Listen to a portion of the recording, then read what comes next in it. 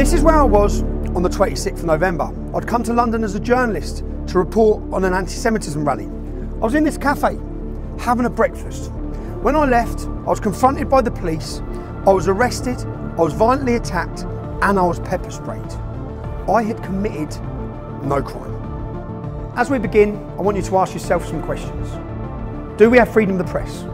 Do we have freedom of assembly? And do we have freedom of speech? Or do we live in a totalitarian state?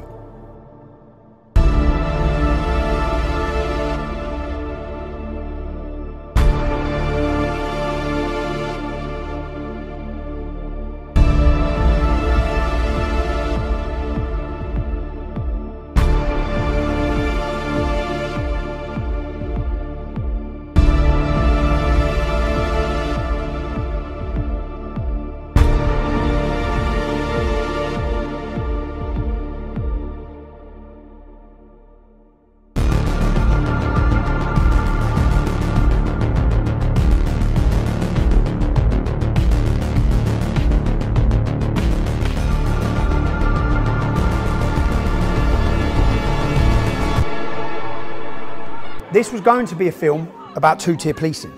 Two-tier policing where the police treat some people brutally and others, Black Lives Matter, Extinction Rebellion, Just Stop Oil, those destroying British monuments and history, Hamas supporters, well, for those, they failed to apply the law at all. But as I thought about what was going on, I kept coming back to the question, why? Why are the police behaving like this? And a second question, what else is going on in our nation that might explain it? The closer I looked, it became very clear that there were many other things going on, which taken together look almightily similar to the strategies used by totalitarian states like Russia, China, North Korea and Saudi Arabia. If we're not quite there already, I believe we're drifting perilously close to becoming a totalitarian state. Now what does that mean? A totalitarian state is one where the state decides which ideas are correct. It uses its power to impose an official ideology. Dissent is treated as resistance. Institutions like the civil service, judiciary, police and free press are facades for the exercise of state power. Media, academia, organised religion, the justice system, banking and finance are used to retain power. Power is concentrated with an elite. Social traditions and culture are swept away by the new ideology. The social fabric of society is weakened as a result. Participation in an approved ideology is encouraged and then required. Individualism, true diversity of thought and freedom are replaced by mass conformity to beliefs and behaviours sanctioned by the state. A totalitarian state relies on force to suppress all opposition. And in the end, as seen in countries mentioned, Russia, China, North Korea, Saudi Arabia, eventually large-scale violence and assassination become permissible to achieve their goals. Now, if you think that's nonsense, and if you think it only applies to me, you need to keep watching.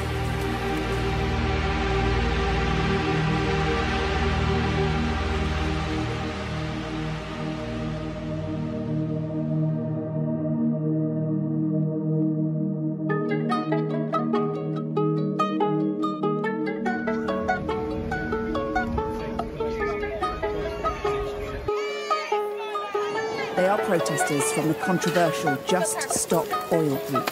Get out, mate, come on. How long are you going to stay here for? Thank you.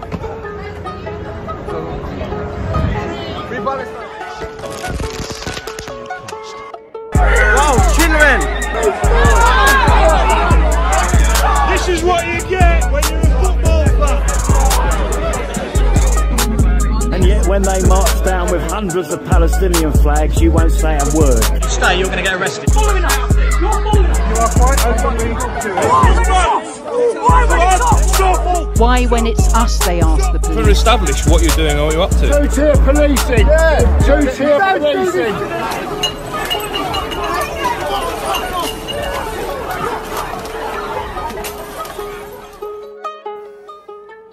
That's right, you can climb on monuments, you can vandalise them, you can block the streets while praying to Allah. You can glue yourself to the road and the police will protect you and bring you water. You can surround the police and they'll release their prisoner. But... Racist! Not in Palestine! You're not in Palestine, you're in England. They're racist. No, we're not racist. Yes, they are. Yeah. I have a right to protest. And I have a right to stand on my doorstep. It's my property. You can't shout I'm things renting. out Yes, there. I can. No, you can't. The idea that calling a bunch of racists racist is in fact a criminal offence. Because the fact of the matter is, when you're shouting from the river to the sea, you are being racist. And when a gentleman stands on his own front doorstep and shouts out, "You are being racist," then what the police have to do is respect that. Women and children were raped. They were raped. See? That's what you're doing. Yeah? That's what you're doing. Yes. You're not going to win this, mate. You need to stop. And you're not going to win this. It's my property. I live here. Right, they're outside my house. Doesn't matter. You're in a public space. This is my house. I live here. I pay rent. They asked the gentleman to respect the demonstration. Well, the police are supposed to respect the counter-demonstration, particularly when the counter-demonstration consists of one person standing in their own doorway, posing a threat to nobody. But that's where we're at.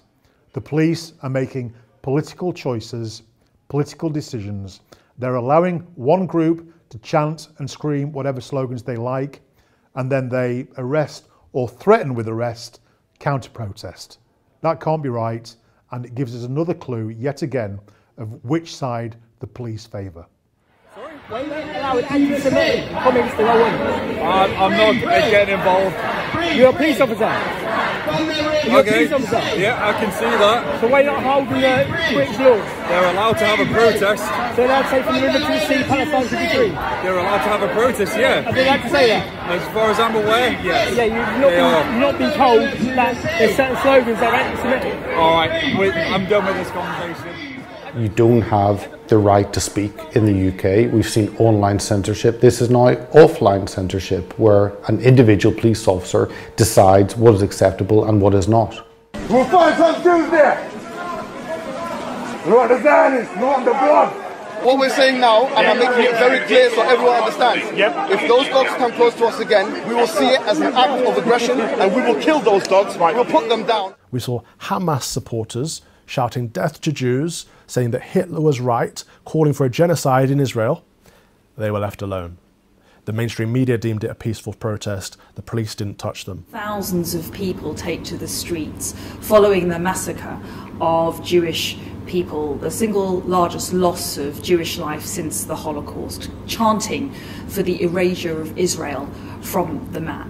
To my mind, there's only one way to describe those marches. They are hate marches. You cannot wave the Union Jack. Arresting an Englishman for flying a Union Jack when there's people here literally tacitly supporting the October 7th. You cannot preach the Christian gospel. If you make members of the public harassment, alarm, distress, it's a criminal offence. I'm aware of that. Yeah, so that's what we're not really doing that. What we're doing is about preaching our religion. You asked me what I've been preaching, so we've been preaching about the gospel of Jesus Christ. And closer to home for me, you cannot work as a journalist if the government doesn't like your views or your reporting. I'm here at work. Yeah? That this has got nothing to do with your role as a journalist. But I'm here at work. Your presence here is causing alarm and distress. And you don't if you do not leave, sort out a refund, I will come in and I'll make sure you... What I saw from that demonstration, Tommy being arrested for wanting to report, is a huge intrusion of police powers into journalistic freedom. He was pepper sprayed, arrested with 30 police officers, a overreach of their power on a single individual journalist that simply wanted to tell a story. You only have to look at the way Tommy was treated by the police and see how different it is from the treatment that gets given to jihadis or Islamists or extremists or people who actually want to hurt our country. You want to hurt our country, hurt England, my home, you get treated with kid gloves. You want to stand up for our country, stand up for our culture, and you get battered to within an inch of your life, you get pepper sprayed in the face, and you get treated like you're scum. I think what happened with Tommy was very scary for your average Brit, to see someone turn up quietly having their breakfast and the overwhelming police response to that, then to be cuffed and to be maced in the face, I think is a sign of a fearful police force. You know, if they're going to do it to him and these figures that stand in front of people and stand for people, then they will do it to you. I think that there's a particular paradigm in place that renders some people on the inside and some people on the outside, and our lad Tommy is of course on the outside, and so he will get treated in ways that other people who may be equally or more divisive won't be treated, ever. I went down to the Cenotaph on Remembrance Sunday to pray for our fallen, to pray for the servicemen who have died for our freedoms, to protect these so-called liberties, and I was cast as far right, along with people like Tommy Robinson, who were also down there. So what does that tell us? Well, the police came and they kettled us, they cordoned us off, and the mainstream media painted us as far right. So the media, the police, and the government are against certain demographics, and the other demographics get away with whatever the heck they're like. England didn't want the Jews. England didn't want Jewish people in their country. What are you guys up to? We're just putting up flags. Putting up flags. We encounter police more or less every single time. As we tell them, we're putting up the flags in solidarity with the Palestinian people. Let's think about flags and emblems for a minute. It seems absolutely fine if you want to walk down the street carrying a banner that says Free Palestine. But if you're raising and following and flying and celebrating a St. George's Cross, for instance, then even though it may be entirely legal, the police see you as being on the wrong side of history. They see you as being on the racist side of history. Again, that's so disrespectful of us as a nation. For the moment, anything racist or even close to racism is said. Hang on, let me finish. For the moment, anything gets anything close to that, alright, people are going to start getting arrested. You can hold it, you can wave it. It's just we don't want not causing any sort of issues with the barriers. Have your flags just not on the barriers, that's it. And yet when they march down with hundreds of Palestinian flags, you won't say a word. One just went past hanging out of the car, you never see fuck all. There's way more of them than there is of us.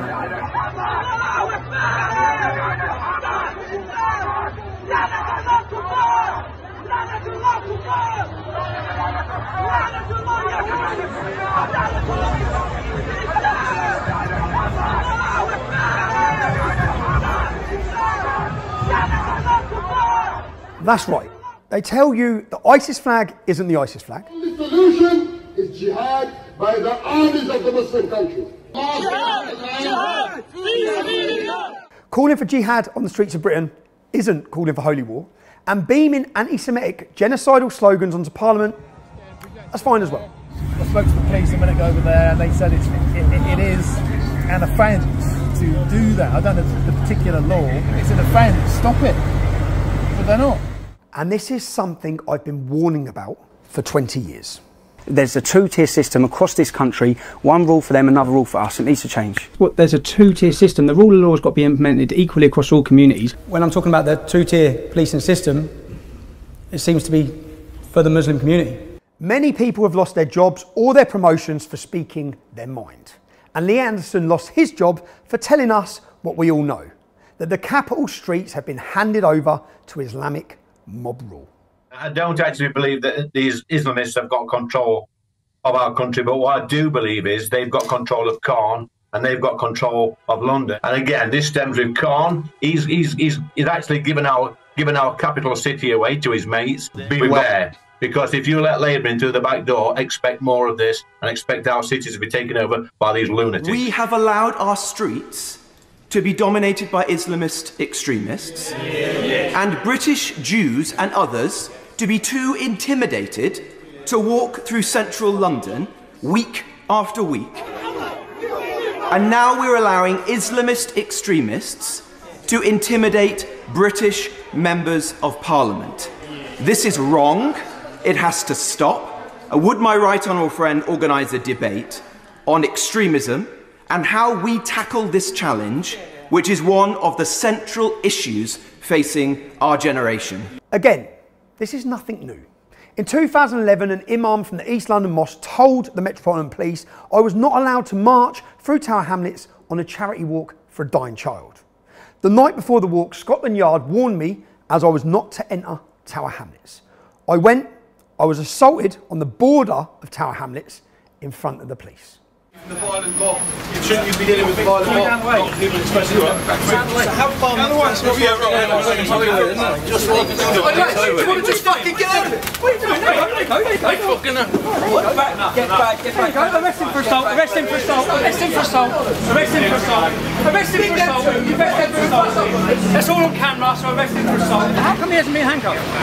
How come he hasn't been handcuffed? How come he hasn't been handcuffed? Why have you got your hands on us? Because I am going to be arresting you. You're going to arrest me? You're going to arrest us for doing a charity walk? I need to explain why. So now we're getting arrested. Actually, look what happened. The two police stepped back, two unidentified men, probably undercover police, step in and assault me. I didn't react, but I was arrested. I was sent to trial. I was given bail conditions that banned me from entering the borough of Tower Hamlets for 9 months. No evidence. It was kicked out. It's lawfare. You see, in a totalitarian state, the police operate outside the constraints of the law. Their actions are purposely unpredictable to destabilise those of us, any of you, with the wrong kind of views. And they lie. They continuously lie.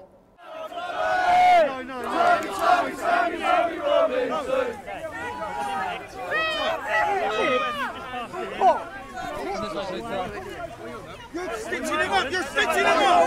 Take him away! The police said I was carrying an offensive weapon. They fabricate a reason to arrest me. They detain me, they take me to the police station. As soon as I'm there, they drop the case of an offensive weapon. Then they look for something else to arrest me on. Breaching coronavirus regulations. No joke. Again, no evidence, kicked out, lawfare. I think democracy can't function with two-tiered policing. I think a two-tiered justice system and a two-tiered policing system is a existential threat to democracy. Once that trust's broken down, it's extremely corrosive for community relations and leads to a lot of resentment, and it diminishes the law in itself. We need to look at a police officer and not have a clue where the political allegiance lies. Now, we can't do that when they adopt the symbols of certain political groups. When they put a rainbow epaulet on their shoulder, or when they turn a police car into a rainbow car. We know which side of the political divide they are on. When they take a soft approach to pro-Palestinian marching and a hard approach on those who protest it, we know which side of the political divide the police are on. And we need to have no idea which side the police are on. In any matter, it's the police's job to uphold the law. That is it.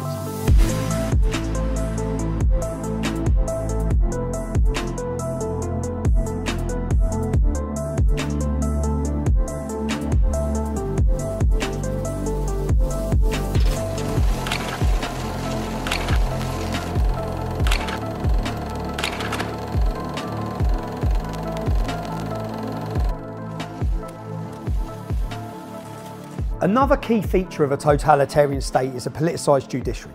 In fact, in a totalitarian state, all the elements of the state are there to create an appearance of a fair process, when in fact, they are a facade of fairness and due process. They are there for the state, not the people, and they are used to advance the causes of the state, however malign or misguided the cause might be.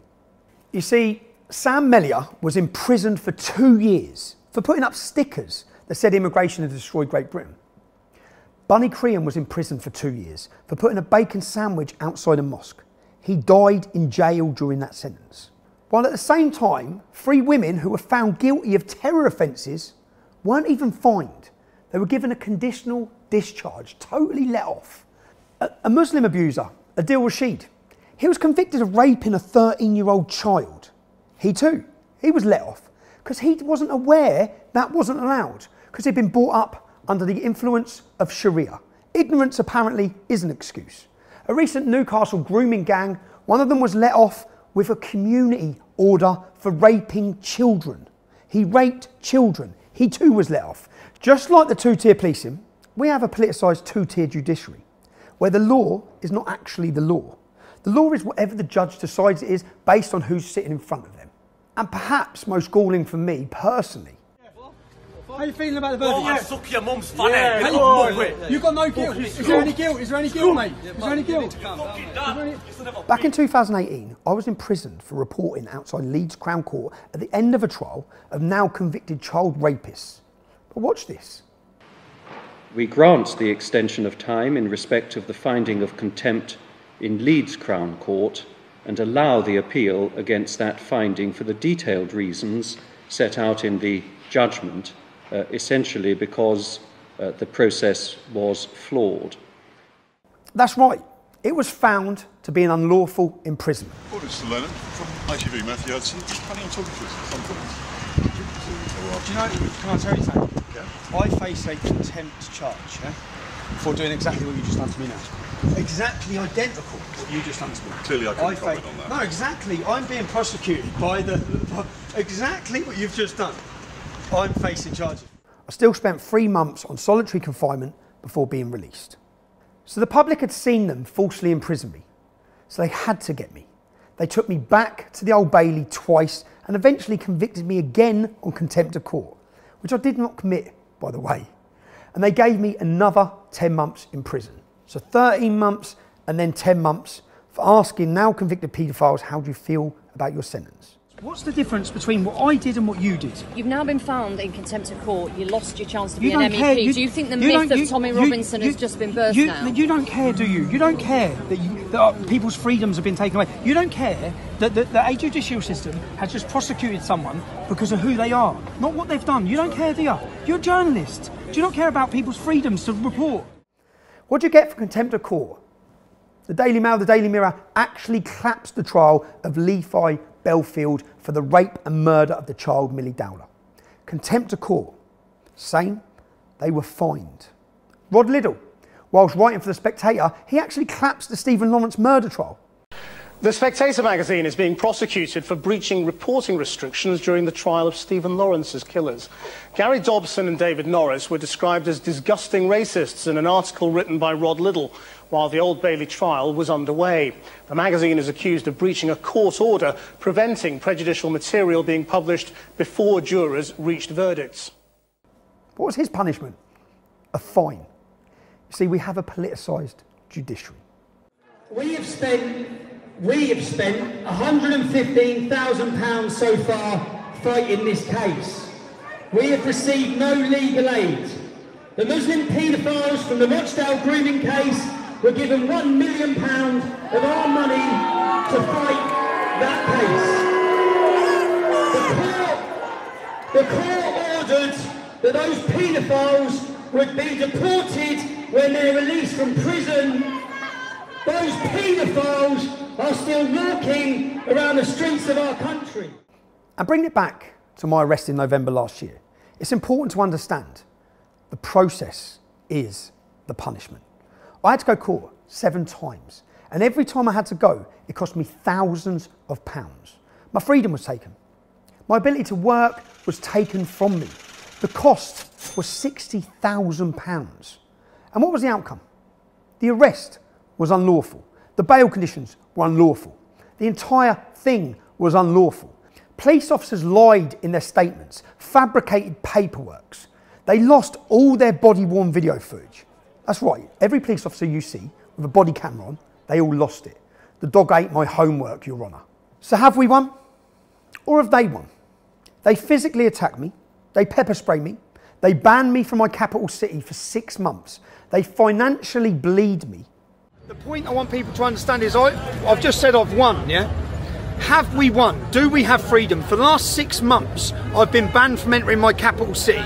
Whilst jihadists have took over our capital city week in, week out, with the grace of the police allowing them to, I've had my restrictions, my right to a family life. I even went to court to ask if I could take my children to the Christmas lights turn on, and I was refused that opportunity. For the last 6 months, I've had to go to a Muslim police officer and ask permission to come into my own capital city, of which one of the meetings was to interview a member of parliament. That Muslim police officer refused that request.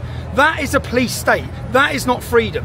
What's been ruled on is that the arrest was unlawful, pepper spraying was unlawful. They arrested me on my daughter's birthday. Yeah? On my daughter's birthday, that's now unlawful. Their bail conditions are unlawful. This is about lawfare. The process is the punishment. Our eyes have been opened because of the internet age. We can see precisely what's going on before they spin it. And then we can compare the narratives of the true events that we saw with our own eyes versus what they want us to believe. And there's always more rules. Rules that superficially sound reasonable enough. Non-crime hate speech. No one wants hate, right? But those rules are simply weaponised to silence people again. And the people with the wrong kind of views. In Russia last year, 400 people were arrested for things that they said on social media. 400 people in Russia. Obviously, this country is very different. How many people do you think were arrested in Britain for things they said on social media last year? Go on. Take a guess. I've no idea. 3,300. Really? Arrested for what they'd said on social media? Yeah.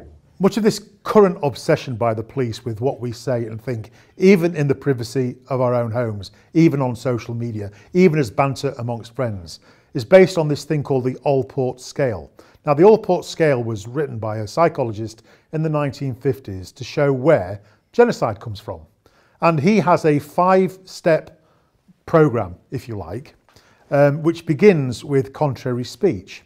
So if you, as I did, retweeted somebody else's limerick and the political content of that limerick was anti-trans, as it was when I retweeted somebody's limerick in 2019. The logic of the police is this, that is the first step on a 5-step program that ends in genocide. They say that without necessary intervention at step 1, you'll move to step 2, which is indirect discrimination against people of a group. And then if it's not stopped there, it'll move to step 3, which is direct discrimination. And then step 4, which is violence. And finally, step 5, which is terrorism, genocide, and murder. That's the police logic. And that's why they are so obsessed by what you think and say, even in the privacy of your own home. Of course, they can justify their actions, silencing people, by telling us they are protecting due process or protecting us from misinformation. But as Robert Kennedy says, there is no time in history when the people censoring speech were the good guys. And he points out, a government that has the capacity to silence its opponents has the power to commit any kind of atrocity. And when they want to, they just create more legislation, like the Online Safety Act brought into effect in October last year. It's always for our own good. The benevolent government protecting society from the extremists. That's how they sell it to you. So what is the future of journalism in the UK? It's increased censorship. The Online Safety Bill censors online content. And with the police now being given free range to restrict any journalist at any moment, at any demonstration, I think this will curtail and stop the freedom of the press. But there are some problems here. The new online safety legislation, it can be weaponised by anyone. Literally anyone can claim they're alarmed or distressed and use the law to silence ideas they can't cope with. The drag queens, men who get sexually aroused by dressing up as a woman and reading to your primary school children. The Muslims who don't want Islam to be scrutinised by people who think Islam might not be such a great idea for Great Britain. Any woman who doesn't think a man can become a woman by just wishing it. And if you want to see how much distress you can cause Generation Z, by simply saying there's 2 genders. It's clear every new piece of legislation presented for your good, the good of the people, results in more power for the government and is then weaponised by the government and those who hate our nation and our values. It leaves each of us with less and less freedom. It should go without saying that this isn't an optimistic future, and if we continue going as we're going, independent voices will be snuffed out entirely.